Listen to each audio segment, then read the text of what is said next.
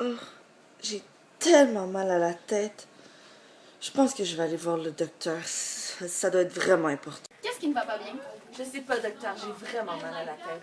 Bon, je pense que c'est une migraine. Je vais aller chercher mon autre collègue de travail qui connaît plus à propos de ce sujet. La migraine est un type de mal de tête causé par un trouble de la circulation du sang dans le crâne. Ça se traduit par une douleur d'intensité qui débute souvent d'un seul côté de la tête. Ce type survient sous la forme de crises régulières qui peuvent durer plusieurs heures et même jusqu'à 3 jours, dépendamment de la personne. La fréquence de ceux-ci peuvent être très variables. Il y existe de nombreux facteurs qui peuvent provoquer une migraine. Alors, vous avez une migraine?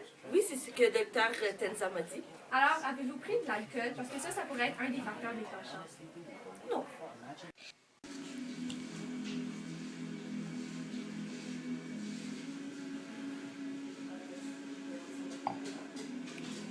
Le stress. Les boissons alcoolisées peuvent aussi déclencher des migraines puisque l'alcool favorise la libération d'histamine, une substance qui provoque la dilatation des artères du cerveau. Ceci est un facteur pouvant causer la migraine. Est-ce que vous avez eu beaucoup de stress durant votre semaine? Non. Là, si tu n'as pas besoin de gouttes, William, pour ça, il en a besoin. Moi, j'en ai pas besoin. William, il n'a pas besoin de gouttes, il est correct, son même. Je n'achèterai pas. Les facteurs psychologiques jouent un rôle très important pour la migraine. Par exemple, le stress, les situations de conflit, les chocs émotionnels ou les symptômes dépressifs peuvent vraiment aggraver la migraine. Aussi, le stress crée un afflux d'adrénaline qui pompe les sucres du sang et le changement rapide de teneur en glucose qui peut causer un mal de tête. Peut-être un manque ou un surplus de sommeil.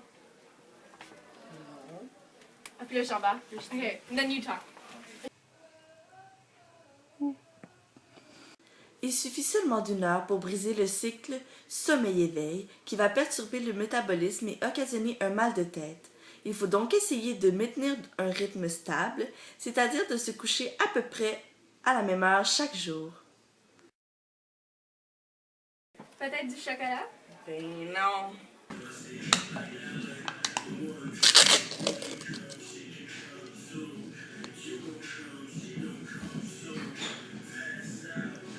Le chocolat contient une substance appelée sérotonine qui améliore le moral, mais peut aussi déclencher des migraines chez certaines personnes.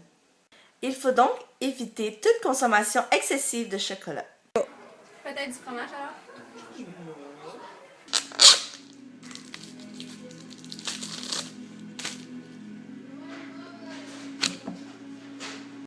Tous les aliments gras et très caloriques, par exemple le fromage, sont à éviter chez de nombreuses personnes. Le mécanisme impliqué est le même que pour le chocolat. Il repose sur la sérotonine. Ce neurotransmetteur est un vasoconstricteur qui agit sur les artères cérébrales. Or, en cas de susceptibilité à la migraine, les artères cérébrales sont très sensibles et impliquées dans le déclenchement des crises. Est-ce que c'est dans vos gènes, comme par exemple, est-ce que votre mère avait des migraines? Oh, wow, c'est probablement ça. Plusieurs gènes en seraient la cause, mais pour le moment, les scientifiques viennent seulement de trouver le premier lien concluant entre un gène et la migraine. Plus précisément, une région intergénique entre 2 gènes sur le chromosome 8 serait liée à la présence de migraine. Cette région du cerveau interagit avec les 2 gènes qui l'entourent et sont responsables de la régulation du glutamate, un neurotransmetteur excitateur.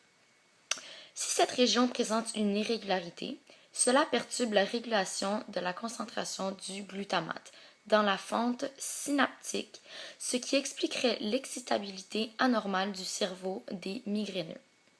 Cependant, cette hypothèse reste à être démontrée.